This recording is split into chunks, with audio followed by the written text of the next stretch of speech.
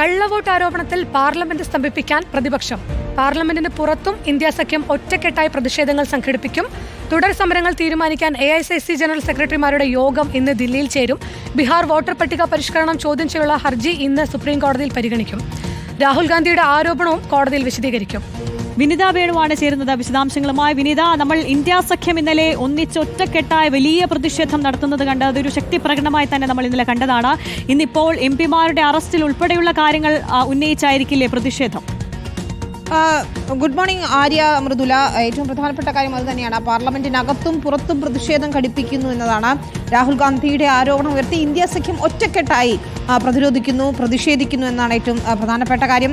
മാത്രമല്ല, കേന്ദ്ര സർക്കാരിനെയും തെരഞ്ഞെടുപ്പ് കമ്മീഷനെയും പ്രതിക്കൂട്ടിലാക്കുന്നതാണ് ഈ വോട്ടുകൾ ആരോപണം. ഇതിൽ തെളിവുകൾ സഹിതം പുറത്തുവിട്ടതിന് പിന്നാലെ ജനങ്ങളിലേക്ക് ഇറങ്ങുകയാണ് കോൺഗ്രസ്. വോട്ടർമാരുടെയും രാഷ്ട്രീയ പാർട്ടികളുടെയും ഒക്കെ ഞെട്ടിച്ച വെളിപ്പെടുത്തിന് പിന്നാലെ ജനങ്ങളുടെ പിന്തുണ തേടി വോട്ട് ചോരി പോർട്ടൽ ആരംഭിച്ചിരുന്നു. ഇതിന് പിന്നാലെ രാജ്യവ്യാപകമായ പ്രചാരണത്തിനും തുടക്കം കുറിക്കുകയാണ്.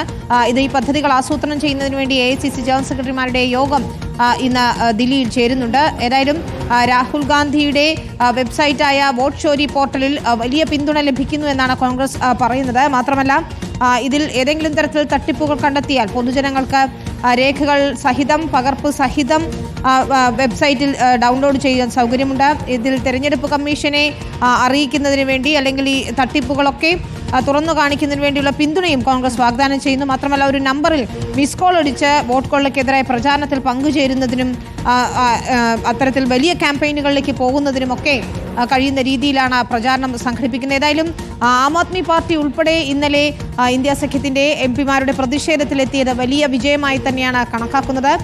ഇന്നിപ്പോൾ പാർലമെന്റിൽ ഈ MP-മാരെ അറസ്റ്റ് ചെയ്ത് നീക്കിയത് ഉൾപ്പെടെയുള്ള കാര്യങ്ങൾ ഉയർത്തുന്നതിനാണ് ഉദ്ദേശിക്കുന്നത്. വലിയ പ്രതിഷേധമായിരിക്കും വരിക എന്ന കാര്യത്തിൽ തർക്കമില്ല.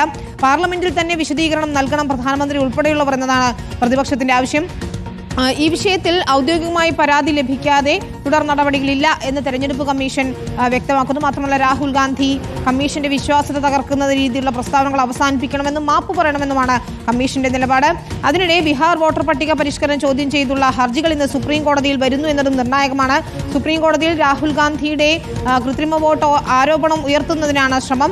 അഭിഭാഷകൻ കോടതിയുടെ അനുമതി തേടിയ ശേഷം ഇക്കാര്യങ്ങൾ കൂടി വിശദീകരിക്കുമെന്നാണ് നമുക്ക് മനസ്സിലാക്കാൻ കഴിയുന്നത്. ഏതായാലും ഇക്കാര്യങ്ങളിൽ കോടതി എന്ത് നിലപാടെടുക്കും, അതല്ലെങ്കിൽ ഒരു പരാമർശമെങ്കിലും നടത്തിയാൽ കേന്ദ്ര സർക്കാരിനും തെരഞ്ഞെടുപ്പ് കമ്മീഷനുമെതിരെ ഒരു പരാമർശമെങ്കിലും നടത്തിയാൽ അത് ഇന്ത്യ സഖ്യത്തിന്റെയും രാഹുൽ ഗാന്ധിയുടെയും വലിയ വിജയമായി തന്നെയാവും വിലയിരുത്തുക. ഏതായാലും ക്യാമ്പയിനുകളുമായി ഇന്ത്യ സഖ്യം ഒറ്റക്കെട്ടായി മുന്നോട്ട് പോകുന്നു എന്നതാണ് ഇതിൽ നിർണായകം.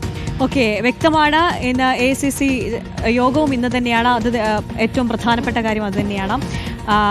വിനീത വേണുവാണ് വിശദാംശങ്ങൾ നൽകിയത്.